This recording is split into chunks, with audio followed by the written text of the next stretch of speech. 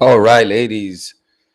This is Alex from My For Attraction 2.0. And in today's video, we're going to be talking about the mentality that makes guys pull away. All right.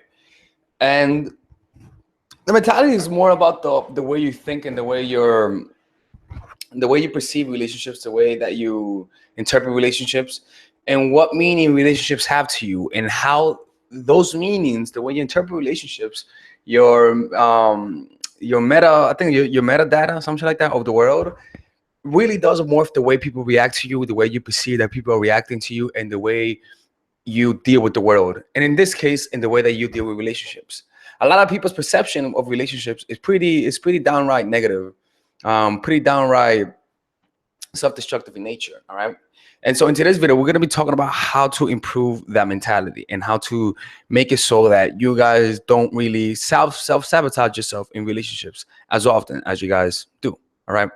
So let's get started. Are you guys here? Are you, can you guys see me? Oh, fuck. God damn it.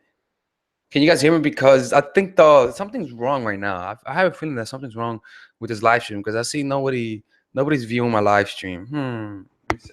Can you see me? Can somebody say they can see me before I start quickly? Because it says I have zero viewers. One second.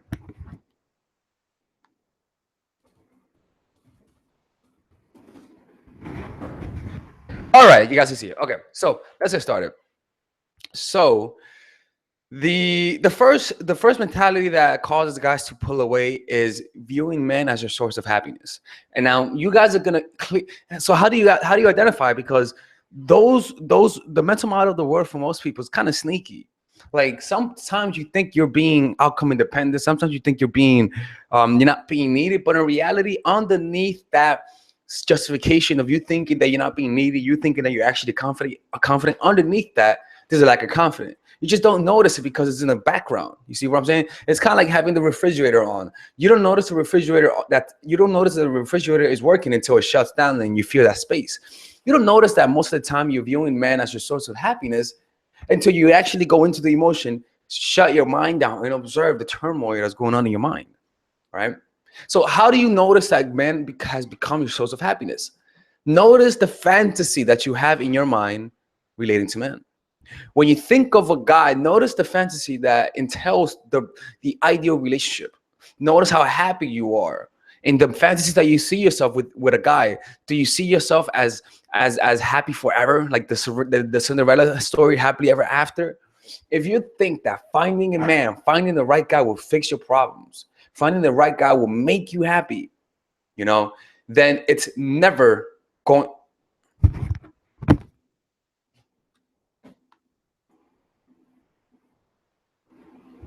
All right, can you guys see me? Can you guys see me?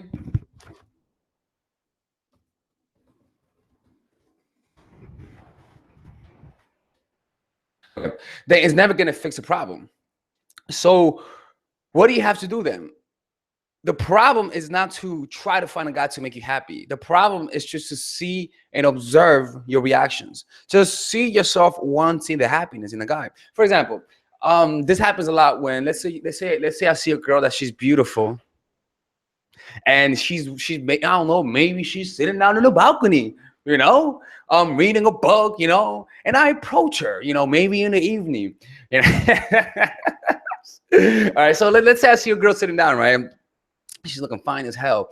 And this is something that I notice that happens to me. When I approach a woman, there is an underlying tension. I'm like, oh, fuck, this better work, please work. I approach her, hey, what's up, girl? I saw you. Don't talk to me. I'm like, oh, I'm sorry. I gotta go, right? Now, what happened? In my mentality, approaching a woman was, please give me a good reaction so I could feel better. Please give me a good reaction so I could feel better. When she gives me a good reaction, I'm like, yeah, she gave me a good reaction. Now I can feel confident. Now I act confident. Now I'm like, yo, what's up, girl? What's up, man? Yeah, have a YouTube channel. Yeah, right? Now what happens? What was going on is that I wasn't aware that there was an underlying soliloquy in my mind saying, please accept me so I could feel confident.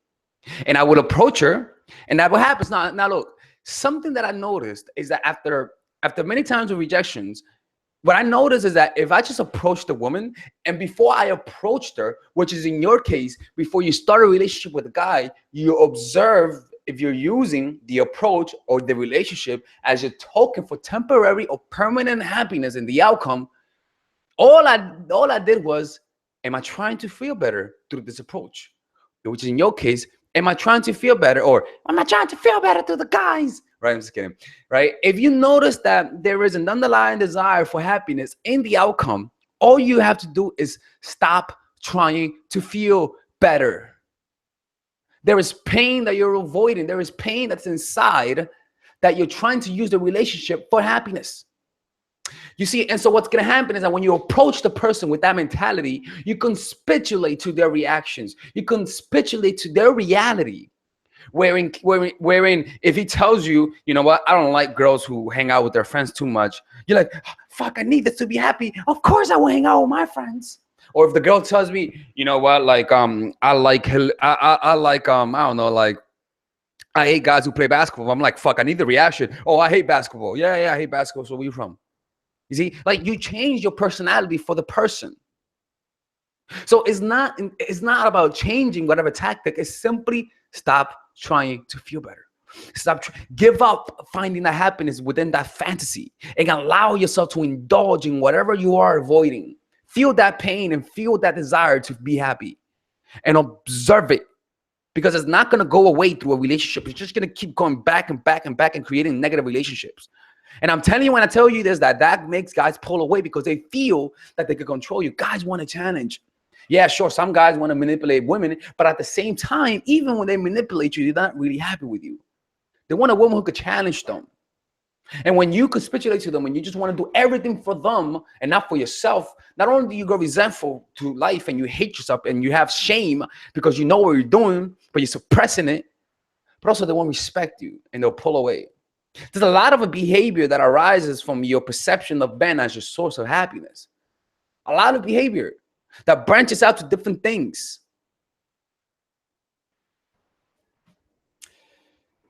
The next thing is relaxing once you get the guy, similar to success. That tends to happen a lot where, perfect example, right? I know you guys relate to this, okay? Don't act like you don't relate to this. You know, when you work out, right? You know, you working out, you're having your healthy drinks and shit, right? And then you're like, you know what? I lost 5 pounds. Like you had to go to lose 5 pounds, right? You lost the 5 pounds, and guess what happens next? You lost it. So what do you do next? Now you just go back to the way you normally eat. You see, a lot of people think that the outcome is a one-time thing. The outcome in life is something that's maintained, something that you continually work on and maintaining in life. When you learn how to shoot the basketball, once you master the game of basketball, you got to keep fucking practicing. Once you get a guy and you feel like you finally got him, you got to continually keep working to maintain the relationship. And I know you guys are saying, oh, you know, well, why do I have to work for the relationship? Motherfucker, anything valuable in life, you got to work for. Damn, yo. Like, you have to work for that. You have to think creatively on how to make him happy. You have to think creatively on how to spark up the relationship. You have to continually find ways to improve on yourself. Who knows? Maybe going to the gym might help. Maybe meditating might help. Maybe going to therapy might help. Maybe doing yoga might help. Maybe watching addicts on YouTube might help. But you got to continually find different ways to keep the relationship alive. Then see, this guy you understand is that the normal human tendency is to get bored of things. Yeah, things. Things. We're all things. I am a thing. I'm an object. You are an object. Does that make you feel bad? Does it hurt you when I call you an object? Yes, you are an object. I'm an object. We're all objects of self-esteem for each other. Am I triggering you? Yeah, we are. And so we're all objects. And guess what? Video game designers understand this. You know what they do? They have different difficulty levels. They have rookie, they have beginners, they have medium, they have all-star, they have Hall of Fame. You know, they have different difficulty levels. And if you don't understand the psychology of human motivation and what makes people stick to a game, you won't understand why guys keep pulling away. You have to be dynamic. You cannot be static, continually changing and improving on yourself. You know, and with me, I try to improve. That's why I'm always trying to improve myself. Always. I'm not perfect. but I try to improve on myself. And a lot of women, that when they get in relationships, man, it's not that I'm saying always look high, even though that would be nice, but it's impossible. Just work on what you can work on. Maintenance is huge. Sometimes that's all you gotta do, just maintenance. Maintenance on your self-esteem, maintenance on your mind, maintenance on your body, maintenance on your spirit. You have to maintain it, not allow life to consume you. But most time when you just get a guy, you get happy and you relax. Look at, you see this? I'm like, I'm because I usually, like, how can I say this? When I used to not get girls, I used to try to look all pretty, right? Once I started getting girls, and once I started learning game and whatnot, now I was like, I don't give a fuck. So I stopped trying to shave, because they're not just getting girls. I'm like, I will experiment. I'm like, okay, let me not shave and see what happens, and it worked. So I'm like, fuck it, I'm not gonna fucking shave, right? And that's because you just get complacent. Like, the body doesn't want to do work. The brain naturally wants to conserve energy. The last thing, right? Again, remember, once you get the guy, you got to keep working on it. And I'm telling you, look, I know 100% of every one of you guys have done this, because I've done it too. And I've seen it. It happens. I seen it with my male friends. They get a girl and suddenly they start gaining weight, They start getting weight. They start, not shaving and shit, and they think the girl's happy with that. No, motherfucker, man. The girl wants a guy who maintains himself. Yeah, she might still love you, but she will prefer a guy who keeps himself in shape, who keeps himself healthy, eating good food, not eating bad carbohydrates, bad fat, eating and staying healthy, putting thoughts into his body. But if you as a woman don't do that, I'm sorry, but for women, it's more important. I'm sorry, it is the truth. It's the truth. You women have agreed that beauty is important because you guys have reveled in it once you guys had it. You guys reveled in that shit. You're like, I'm beautiful. My shit don't stink. Guess what? If you buy into that, that means you got to buy into that fucking shit when you grow older. That means when you grow older, then you got to maintain yourself. That means if you grow older, you got to play by those rules. Keep playing by those rules, because you love playing by those rules when you were winning, right? Now you got to play by those rules. And it's a sad truth. But now that the game is played against you, you got to put some work, that you can't just depend on your genes, on your genetics, on your beautiful genetics. Now you want to complain. No. You got to work on something, man. Life gave you something. Keep it through maintenance, mental, emotional, and the relationship too. Number 3, the last one. I'm not really mad, okay? And you guys might think he's angry. He's fucking angry. I don't know what happened to him. He's just angry at us for no reason. I'm happy today, man. I just finished playing basketball. I'm happy. I'm good. Number 3, too masculine and no vulnerabilities. And this happens a lot. The thing is that sometimes, this happens to me, where I struggle giving control. Not control in terms of me, but control of things that I know that I do well, right? I'm like, I don't know if I should give you this. I don't know if you could do it. I struggle with that, not kind of like underestimating people's ability compared to mine, right?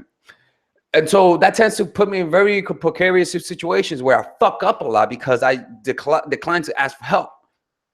And that goes even deeper when you have an underlying belief that you're not enough. So guess what? You try to do things on your own because you want to prove to yourself and other people that you can do it on your own.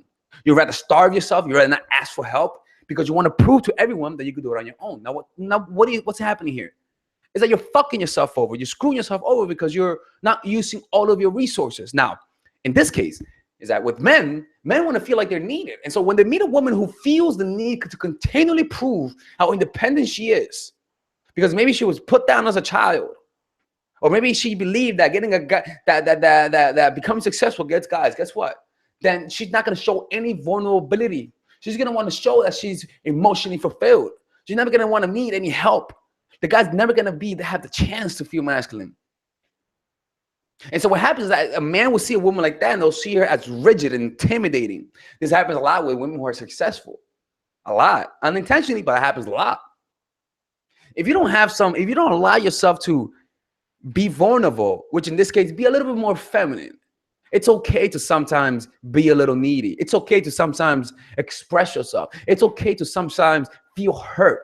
It's okay to sometimes show that you're hurt. It's okay to do that.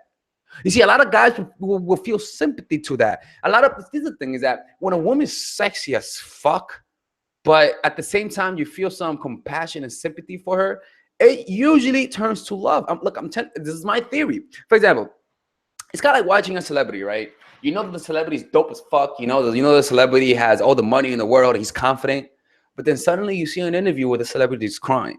You see an interview where he's vulnerable. You see an interview where he's like, "Wow, man, like he's actually a human being. He feels pain. It's not just a bravado he's putting out there." Suddenly you see the human. You're able to see through the illusion. Which in your case, if you're a beautiful woman, or just a woman in general, and you intimidate men with the external things that you show, and you feel like you want men to see you more than just as a sex object, right? Which is all an illusion. You got to show weakness and vulnerability, because then the guy will just see through that, see through the beauty, and will see through and will find the person inside and find and feel compassion for you.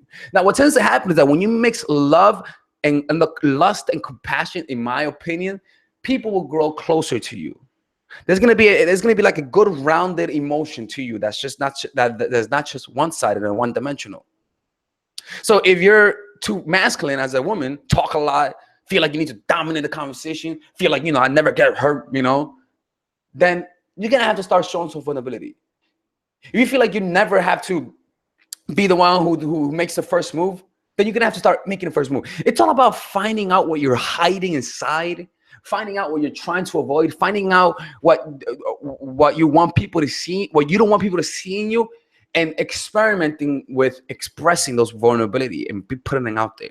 Just simply experimenting. What could go wrong? What could go wrong? A lot of women don't allow men to be masculine. A lot of women, when something goes wrong in their house, they don't call the guy because, I could do it myself. Use that opportunity to get the guy to say, "Oh, you need help? Of course I go." And to help you out. They feel good.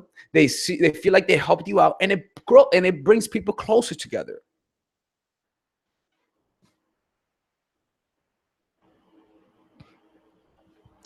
And that happens a lot. I see it happen a lot. A lot of family members, a lot of friends, where it's just a little bit too much, a little bit too masculinity. You need to tone it down, girl. And that's how it is. This type of mentality, man. I hope this makes sense. People fighting on my on the chat. They're like, "Fuck you, bitch." I'm like, whoa, don't argue here. Let me see what's going on here, man.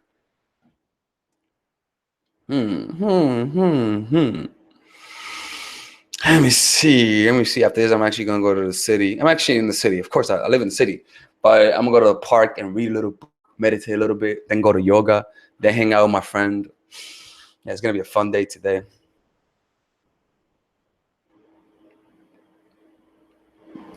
Yeah, man. I like doing these live streams. I like making my videos on live stream. It's pretty fun. Give me a second. Un momento. Uno momento, por favor. Uno momento, por favor. I gotta turn this on for 1 second. Yeah. Oh, by the way, guys, look, the link to the seminar is on the description below. You guys better sign up, man. I'm telling you, if I just have a seminar and I have 2 people on my seminar, I'm not gonna be embarrassed. But we all gonna have to have a little power. I'm gonna have to have a little power with everyone. I'm like, yo, guys, look, man, you guys made me feel like, you guys made me feel like this was gonna happen, and only 2 people came, and man, I wouldn't be as mad though. I'm cool with that though. If it's 2 people, it's dope. I fucks with you guys. I'm messing with you guys. I'm just turning this on here. Let me see some of the questions you guys have, comments, any shit talking and whatnot.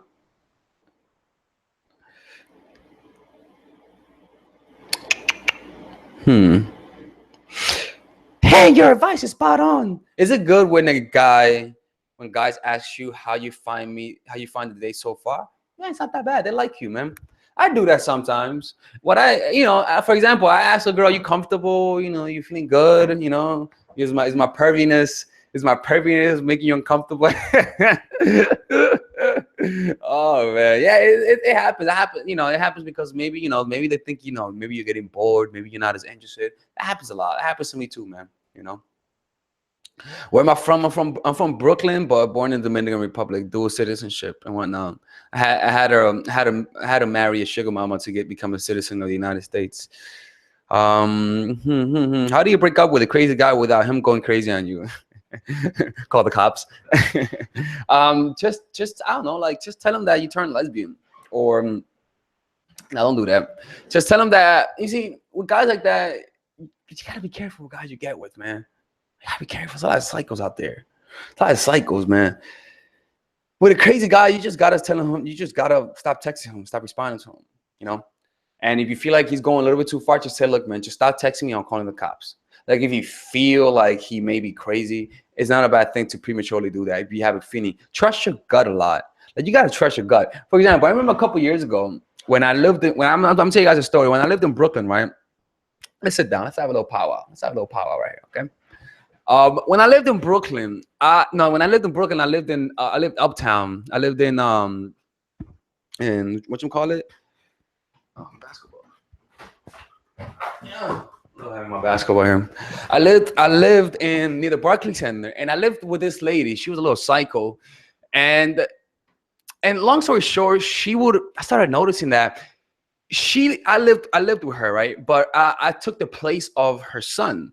Her son was moving out, and she rented me her room for $600 a month, and I was like, this is too good to be true. What's going on here? Who's the crazy one? Anyways, the first week I started noticing that everything was fine. Nothing bad was happening. And then one morning, 5 a.m. in the morning, my door opened. Suddenly, this black guy just ran through my door. And in my apartment, in my room, it had like the emergency, the emergency stairwells. And this kid opened a fucking door, opened a window, and started running down in his fucking underwear with no shoes on. And suddenly, the lady who I was living with came in my room, and he was like, run, don't get caught. And then you just saw a squad of cops running through the room. And then when I looked outside the window, there were cops outside in the rooftop telling and coordinating where to go. Right. And I'm like, what the fuck is going on? And they told me that he was on probation. He was running away. And I'm like, you idiot. Why are you running away without nothing on? Anyways, long story short, that was the first sign. I was like, you know what? Maybe it's just happened one time. You see, this is one thing. Why do you have to have predisposed standards with things? Is that if I would have had predisposed standards, which said, if motherfuckers are running from the cops, I'm moving out.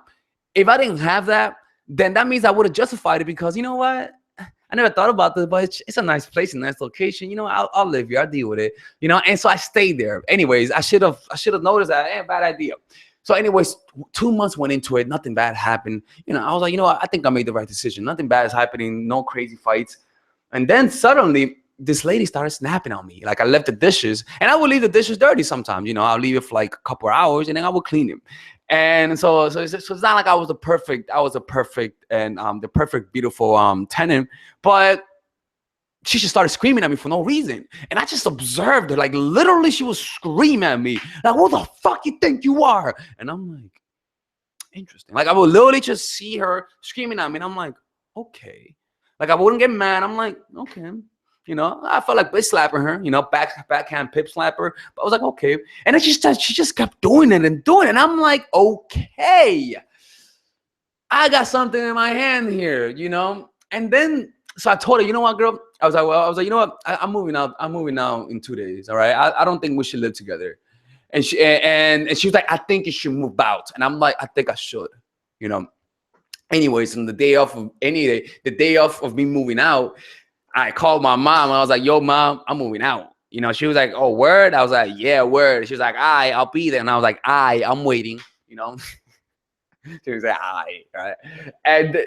But because I was at work and I was supposed to move out in the morning at night, right? And I told her, and then she just texted me this weird text, and she was like, by the way, come after 8 so you can move out. And I was like, I get off of work at 6. I'm gonna be there at 6. She's like, no, come after 8. And I'm like, I don't think that's gonna happen. All right. Then a couple hours later, she texted me, how about this? Come at 7. I was like, okay, I'll come at 7. All right. And then she just started texting me. She's like, where are you? And I'm like, I'm on my way there. And I'm like, and then something told me, I'm like, dude, something's off here.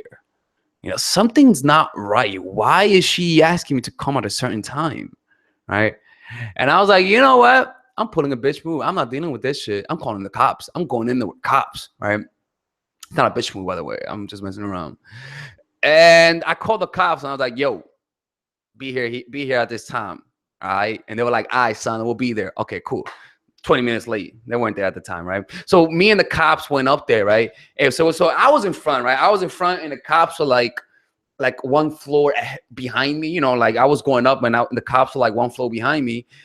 And I walked up and I opened the door and she opened the door like she was waiting for, no, she was in the living room, right? I opened the door, she was in the living room and she just fucking came walking straight to the door like she was ready to fucking battle. Then behind her, I looked, there were two guys there, two big, strong black guys, you know, little Steve-O motherfuckers. And one of the kids was her son. Now, in my mind, I'm like, oh, fuck in A, you know? And then she was like, you came, let's sit down and have a little talk. And I was like, I don't think so. I got a little escort right here. And she was like, you little bitch, calling the cops, huh? You little bitch, huh? And in my mind, I'm like, are you fucking stupid, you crazy bitch? I have the cops here with me and your son is right here with a fucking probation thing. And as soon as the guy saw the cop, he went into her room. He went into his room. And I was like, you know, I'm not going to say shit. Her life is miserable enough. And like Stephen A says, the unmitigated gall for this lady to continue to scream at me, even though she knew what I knew about her son, is fucking amazing. I mean, how stupid could you be? How idiotic? How dumbfounded could someone be to be screaming at someone who could easily put their son in jail while the cops are there? And then she just started talking and saying how, oh, I see why. It's because I'm black, huh? And then, you know, as soon as she says it's because I'm black, the Hispanic cop, she just fucking sprung up, man. She was like, oh, fuck no, don't come up with that bullshit. She was like, shut the fuck up and sit down. And I'm like, yeah, shut the fuck up and sit down in my mind, right? And I just started moving out. And the whole time she was screaming at me. And yo, how stupid could you be to scream at me knowing what I know and your son in there? Trust your gut. You gotta trust your gut. Sometimes things look too good to be true, and your gut says a lot. It's like your gut has a gut instinct, you know, and it's able to predict a lot of dangerous things, you know. And so when you're with a guy and you have a gut feeling about him, don't let your emotions get to you. Don't let your emotion and the circumstance on how beautiful he looks it blind you. Your gut feeling is there to help and protect you. It's part of your instinct to help you survive in the fucking jungle or some shit. You know, we gotta learn how to trust it. And thank God I did. Thank God I wasn't like, man, I'm a man, I'm not gonna call no cop. Oh, fuck that, man. There's no time to act masculine when it comes to shit like that. You know? And so people are crazy, and that's what you gotta understand. People underestimate human benevolence and malevolence. People are very nice, and people think everyone is evil. At the same time, people can be naive and think everyone's very nice without realizing the potential of humans being fucking evil. Humans are the evilest creatures on earth. Evilest creatures that has ever existed. Eviler than pterodactyls, eviler than T-Rexes, eviler than the lions, eviler than Scar from Lion King. They're just evil motherfuckers, man. But at the same time, we have a range of goodness. They're the nicest animals that have ever existed on the earth. So you got to be aware of all of those polarizing aspects of human beings, man. Man. And no, New York City is not stressful, you know. New York City is a very nice place to live in. People think New York City is bad. New York City is very good. It's not as crime rating as people think. It's not as dangerous as people think. I'll go walk around the street at 3 a.m. in the morning and I wouldn't get head stabbed unless you're in stabby land, like in the Bronx, then you're getting mugged. But yeah, man, that's how it is. Anyways, this is Alex from mindforattraction.org. I look diatribe right there. I haven't told us that story in a long time. Take care and have a good day. And by the way, if you guys want one-on-one coaching, just go to mindforattraction.org/coach-in-a-pocket, right? I have one-on-one sessions, 30 minutes, and I also have monthly sessions where you guys are able to contact me in a limited amount of time through voice message, and I'll respond to you through voice message. All right, and have a good day, and I'm gonna enjoy this beautiful day. It is so beautiful in every aspect: nature, the people, the feeling. Oh my Lord, people are gonna be looking so beautiful today. Anyways, take care. Bye-bye.